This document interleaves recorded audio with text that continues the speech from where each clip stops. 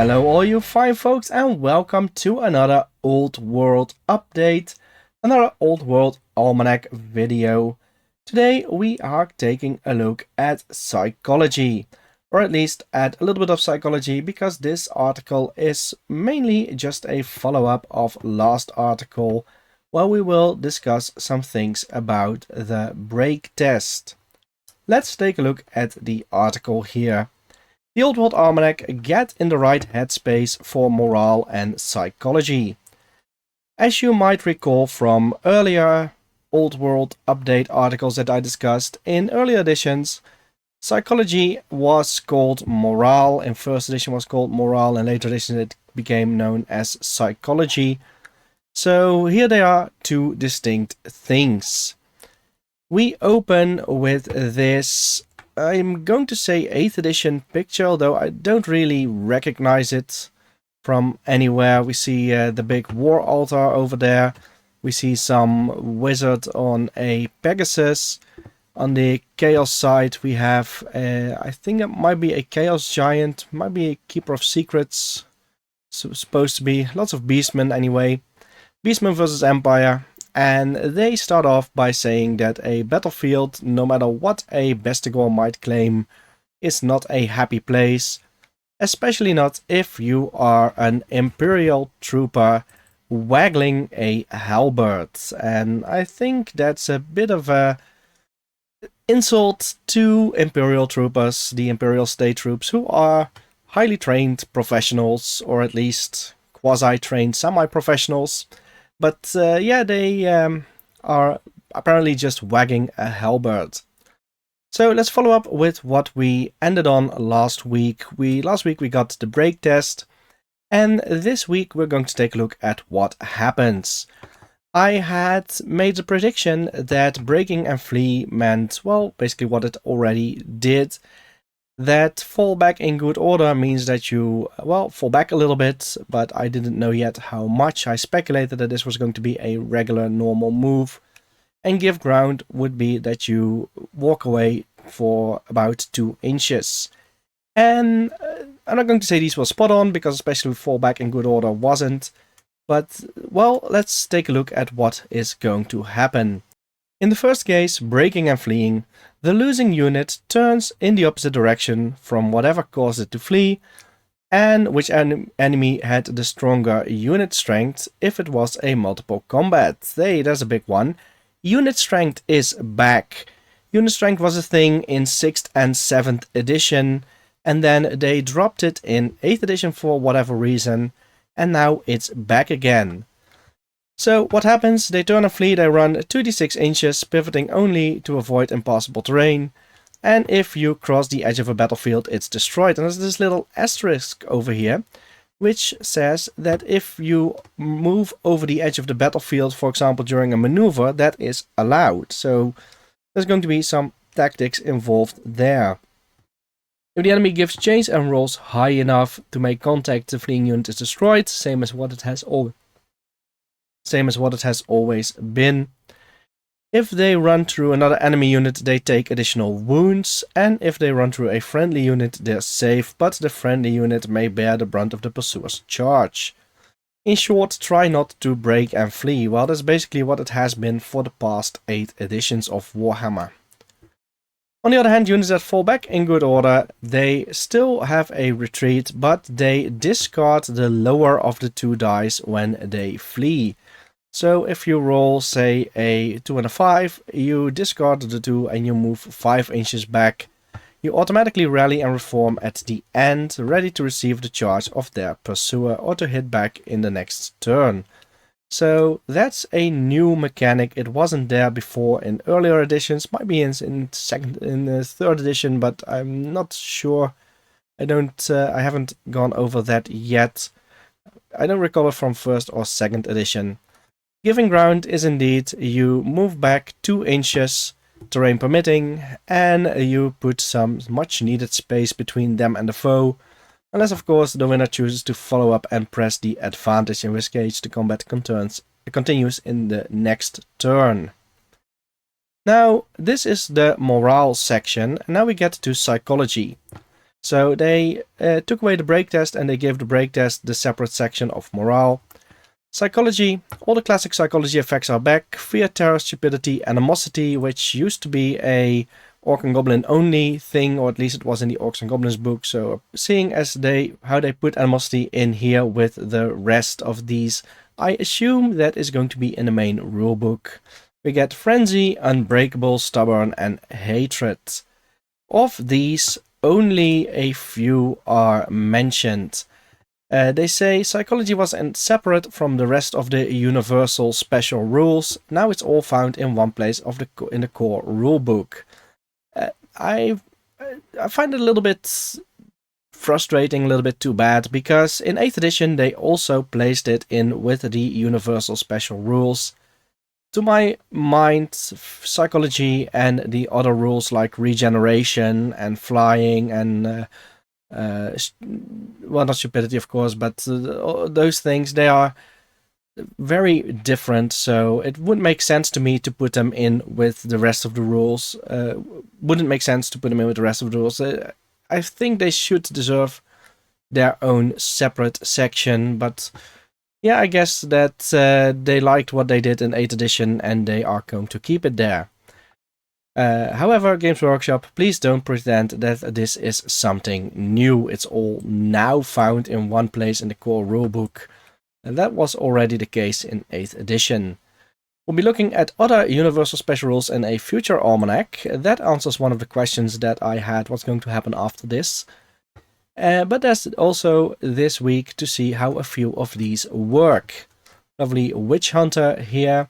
Also very much in an 8th edition style, but I'm not too familiar with all of the 8th edition books, so I don't know if this was an image that appeared in the 8th edition Empire book.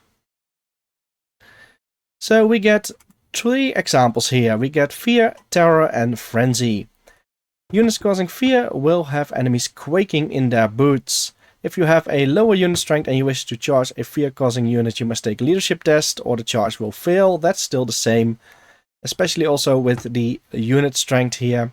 Already in combat, then you have to take a leadership test each round or suffer a -1 to hit. That makes fear even less scary than it was in earlier editions. In 8th edition, fear had lost much of its effects, mainly due to the battle standard bearer and allowing you to reroll. But even then, if you were under the influence of fear, you'd have a weapon skill of 1, and a -1 to hit is just a little bit less daunting. Especially seeing how fear-causing units are usually expensive, skeletons going for around 8 points, where a regular human is around 5 points. You'd need a lot of these skeletons to form a large enough fear-causing unit to have this effect to start off with. So yeah, this is not boding very well for the 2 undead factions. Oh, I guess only 1 undead faction, because vampire counts is not really included in the core section. Terror is even worse. I should hope so. If you're charged by a beast with this effect, you have to take a leadership test just to be able to declare a charge reaction. If you fail, you flee. That's still the same way as it was, except that it's worded a little bit different here, because, well, of course, you first take a leadership test, and then if you make your leadership test, if you don't flee, then you can take your charge reaction. And then Terror also gives you an extra -1 penalty to opposing units' leadership characteristics when taking break tests. That's a good one there. I'm curious to see if Terror is something that's universal, or if it was like it was in earlier editions, you only test 1 time for each terror-causing unit for each of your own units. We get an example here of a terror-causing creature, the Dragon Ogre Shaggoth. No points value here, but we do see that this deadline has remained largely unchanged from what it was in 8th edition. The only thing that has changed is the ballistic skill has gone down 1 point. It's got some special rules that are new and some special rules that I can guess what they are doing. For example, Armor Bane, I'm assuming that this means that he will have a -2 armor penetration. So his strength 6 attacks will hit with a -2 armor save. He's got an armored hide 2. I'm assuming that's the same as what it was in 8th edition when it had a scaly skin of 5+. Close orders referring to the formation, and seeing as how this is now in the rules, I'm assuming that this is something that will be in the rules for every unit. And Sword weapons, that was a thing in 8th edition as well for Warriors of Chaos, although the Dragon Ogre Shaggot didn't have access to those. Immune Psychology is still the same, it's still a large target. Stomp attacks was something that monsters in 8th edition had automatically. That means that after their attacks they could do, in this case, D3+1 attacks, except that in 8th edition you either had Stomp for ogre-sized things, which was 1 attack for each unit in the front row, each model in the front row, and Thunder Stomp, which was D6 attacks, that was for large monsters. Stormcall and the Quickening Storm, they are both new.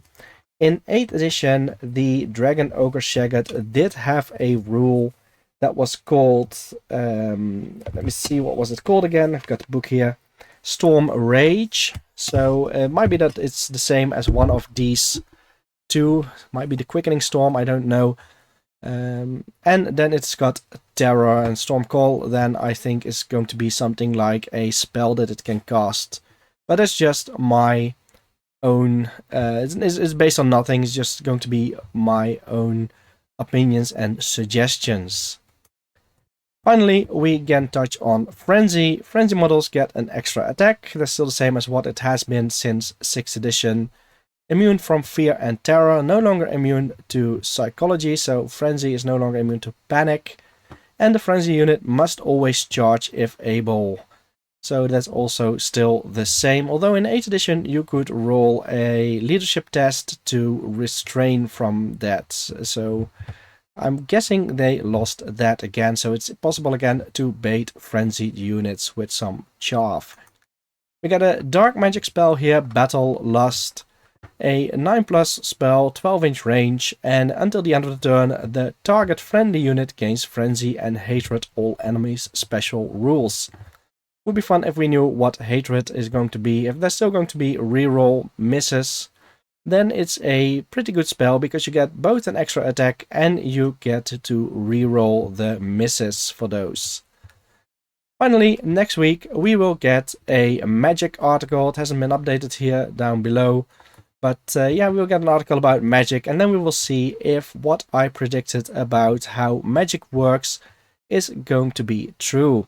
And just to remind you, my prediction is that this casting value of 9+ here means that you need to roll 2d6 and get this value of 9 or higher. Might be that it's a straight up 2d6 like it is in Mordheim. Might be that it's modified in some way for wizard levels. Not sure about that. If they do modify it for wizard levels, then it's going to be rather easy, so I don't expect that. I've seen all these casting values are 7+ at least, I believe, 7 or 8+, but I haven't seen any that go over 9 or 10 maybe, so I didn't keep track of them. But yeah, I guess that this is going to be the way that you do it, 2d6, and if you fail, you fail, and if you make it, then the spell goes off. And there's really nothing you can do about it as the opponent. There's no dispel roll, I guess. Might be. No, there probably won't be a dispel roll, because if you dispel, then you'd have to have a pool of dispel dice, and I guess that won't be the case. So this is what my predictions are going to be for next week's article about the magic phase. For now, I would like to thank you very much for watching. Thanks also to my patrons. You can join the Forces of Fantasy Patreon for as little or as much as you like, and this helps me to put out content like this, and of course to put out the main podcast, where we're taking a look at all the editions of Warhammer Fantasy through the ages. Currently we're smack bang in the middle of 2nd edition. Last week we did the Bloodbath at Orc's Drift campaign pack, and that was quite fun. I'm looking forward to see if I can maybe play that sometimes. If I do, I will definitely make a battle report and put it up on the channel. But of course, first I'm going to show it to my patrons. That's still a long way off, however. Other things are in the works. If you want to know a little bit about that, then you have to listen to the podcast or subscribe to the Patreon, and you will be notified first of all the things that are happening. For now, thanks again for watching, and I will see you next week when we're going to discuss the magic article.